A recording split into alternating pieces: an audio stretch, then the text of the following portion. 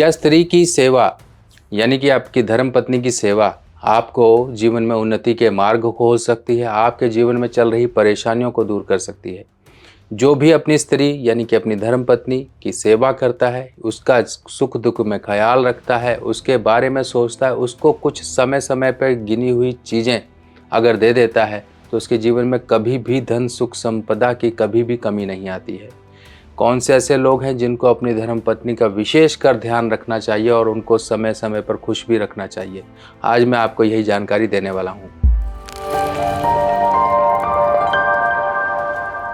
तो मित्रों, वैवाहिक जीवन एक ये ऐसा बैलेंस होता है कि अगर जरा सा भी डिसबैलेंस हो तो परेशानी आ जाती है।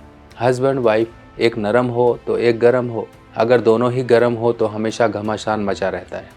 और कई बार तो कुछ परेशानियां ही बेमतलब में ऐसी आती हैं जिनके बारे में कभी सोचा भी नहीं होता और वो परेशानियां आती हैं घर में कलेश करके चली जाती। किसी प्रकार की मनमुटाव, किसी प्रकार के आइडियाज़ का मिसमैच, किसी प्रकार से आप दोनों एक दूसरे के दुश्मन बन जाते हो, जिसके कारण आपके जीवन में जो शुक्र की खुशियाँ होनी चाहिए वो कहीं ना कहीं दूर चली जाती हैं। अब यही दूर ना जाएं, आपके जीवन में खुशियाँ बनी रहें, इसके लिए आपको सबसे पहले ये समझ लेना है कि आपका जीवन साथी आपका शुक्र है। चाहे वो पुरुष हो चाहे वो महिला हो। अगर महिला है तो उनके पति उनके लिए शुक्र है, अगर पुरुष हैं तो उनकी पत्नी उनके लिए शुक्र ग्रह हैं।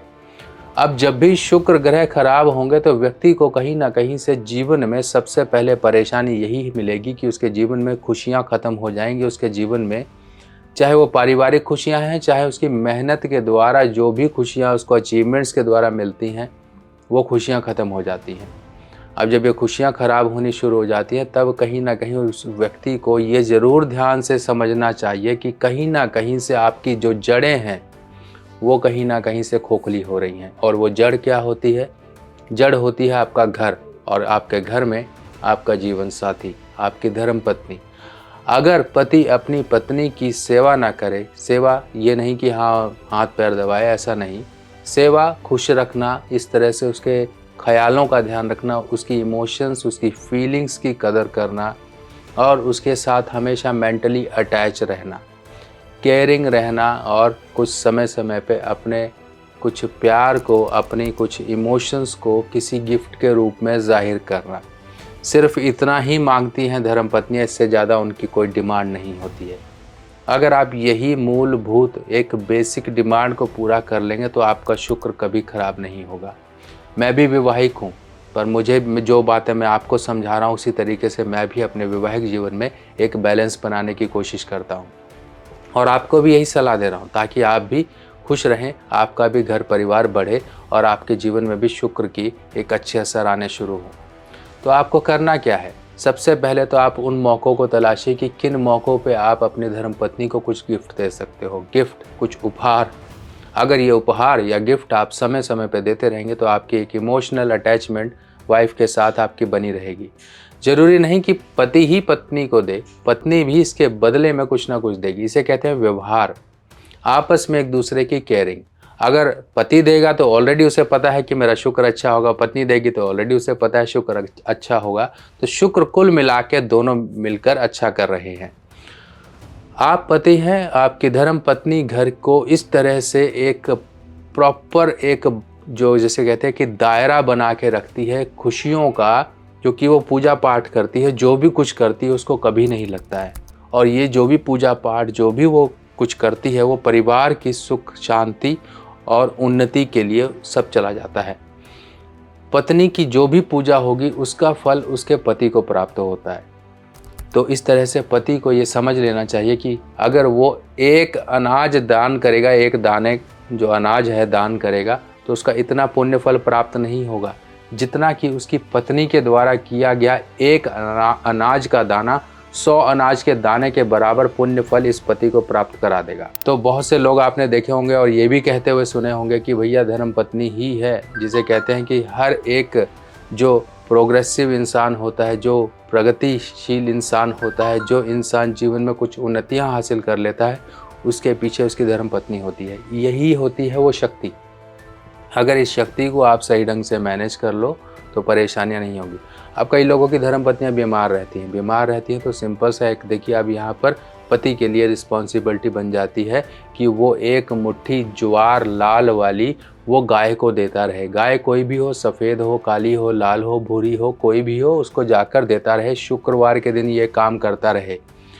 पर इस काम को करने से पहले अगर मान लीजिए उसकी तबीयत या कुछ इस तरह से उसके जीवन में, उसकी धर्म पत्नी के जीवन में कुछ संकट ज़्यादा हैं, तो वो क्या काम करे, अपनी धर्म पत्नी का वज़न देख ले कितना वज़न है, उसका वज़न का 10वां हिस्सा ज्वार खरीदे, शुक्रवार के दिन जाके गौशाला या कहीं पर जाकर दे आए।